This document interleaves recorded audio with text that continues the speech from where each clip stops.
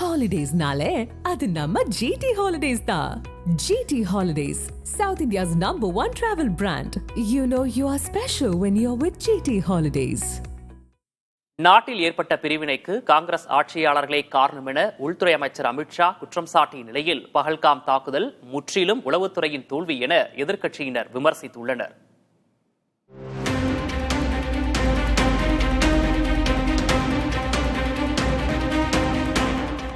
நாடாளுமன்றத்தில் பஹல்காம் தாக்குதல் ஆபரேஷன் சிந்தூர் நடவடிக்கை தொடர்பான விவாதத்தின் போது உரையாற்றிய உள்துறை அமைச்சர் அமித்ஷா பஹல்காம் தாக்குதலுக்கு பதிலடியாக பாகிஸ்தான் பயங்கரவாதிகள் மீது எடுக்கப்பட்ட நடவடிக்கைகளை எடுத்துரைத்தார். அத்துடன் காஷ்மீரில் நேற்று நடந்த என்கவுண்டரில் பஹல்காம் தாக்குதலில் தொடர்புடைய 3 பயங்கரவாதிகள் சுட்டுக் கொல்லப்பட்டதாகவும் விளக்கம் அளித்தார்.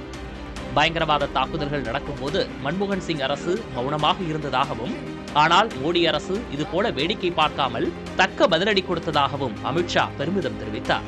காஷ்மீரின் ஒரு பகுதியை பாகிஸ்தான் ஆக்கிரமிக்கவும் இன்னொரு பகுதி சீனாவுக்கு கொடுக்கப்பட்டதற்கும் முன்னாள் பிரதமர் நேருவே காரணம் என அமித்ஷா குற்றம் சாட்டினார். चिदंबरम जी ने सवाल उठाया कि क्या प्रूफ है कि ये आतंकवादी पाकिस्तान से आए, और मानने वाले कब उठाया? जब संसद में चर्चा होने वाली. क्या कहना चाहते हैं चिदंबरम साहब? कहा தொடர்ந்து மக்களவையில் பேசிய காங்கிரஸ் எம்பி பிரியங்கா காந்தி பஹல்காம் தாக்குதல் எப்படி நடந்தது, அங்கு ஏன் ஒரு பாதுகாப்பு படையினர் கூட பாதுகாப்பு பணியில் இல்லை என கேள்விகளை எழுப்பினார். மத்திய அரசு காஷ்மீர் பாதுகாப்புடன் இருப்பதாக கூறியதை நம்பியே சுற்றுலா பயணிகள் அங்கு சென்றதாகவும் பிரியங்கா விமர்சித்தார். முந்தைய காங்கிரஸ் ஆட்சியின் போது பயங்கரவாத தாக்குதலுக்கு பொறுப்பேற்று உள்துறை அமைச்சர் பதவி விலகியதை போன்று தற்போது அமித்ஷா செய்வாரா எனவும் பிரியங்கா காந்தி வினவினார்.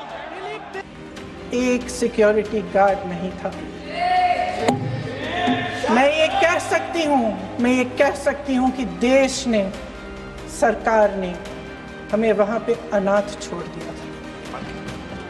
தொடர்ந்து பேசிய திமுக எம்பி கனிமொழி மக்களவையில் அமித்ஷா பேசியது பாஜகவினருக்கு மட்டுமே தேசப்பற்று இருப்பதை போன்று இருப்பதாகவும், தேசபக்தியில் தமிழர்கள் ஒருபோதும் குறைந்தவர்கள் அல்ல எனவும் கூறினார்.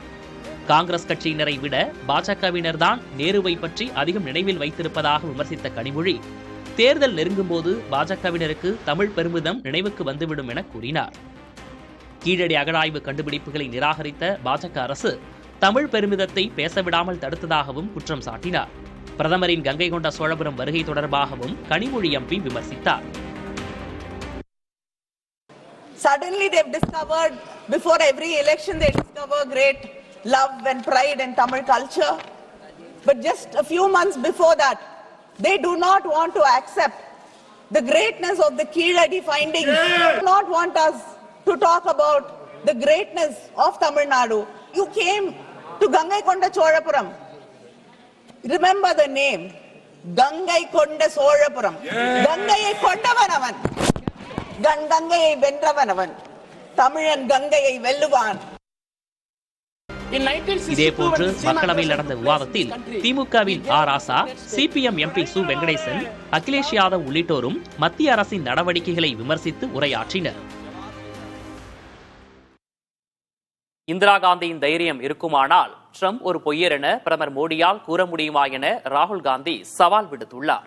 மக்களவையில் பஹல்காம் தாக்குதல் மீதான விவாதத்தின் போது உரையாற்றிய எதிர்க்கட்சித் தலைவர் ராகுல் காந்தி தாக்குதல் நடத்தப் போவதாக பாகிஸ்தானிடம் முன்கூட்டியே கூறியது ஏன் என கேள்வி எழுப்பியுள்ளார். ஆபரேஷன் சிந்தூர் நடவடிக்கையின் போது ஒரு நாடு கூட பாகிஸ்தானுக்கு கண்டனம் தெரிவிக்கவில்லை என குறிப்பிட்ட அவர், இந்தியா மற்றும் பாகிஸ்தானை உலகம் ஒரே மாதிரியாக பார்க்கும் நிலை ஏற்பட்டுள்ளதாக தெரிவித்துள்ளார்.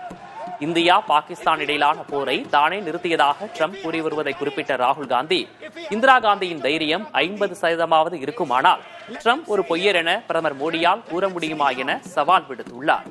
பாகிஸ்தானையும் சீனாவையும் பிரிக்கும் அளவுக்கு நம் வெளியுறவு கொள்கை இல்லை என குற்றஞ்சாட்டிய ராகுல் காந்தி, ஒரு இக்கட்டான சூழலை எப்படி கையாள்வது என்று தெரியாத நிலையில் மத்திய அரசு உள்ளதாக விமர்சித்துள்ளார். மத்திய அமைச்சர் ஜெய்சங்கரின் வெளியுறவு கொள்கை தோல்வியடைந்து விட்டதாக சாடியிருக்கிறார்.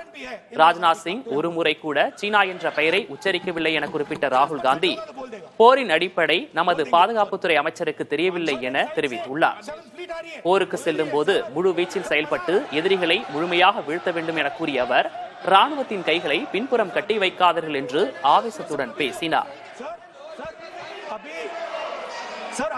is a Pakistani general called General Munir, Chief of Army Staff. That man is having lunch with the President of the United States. He is sitting there. Our Prime Minister cannot go there.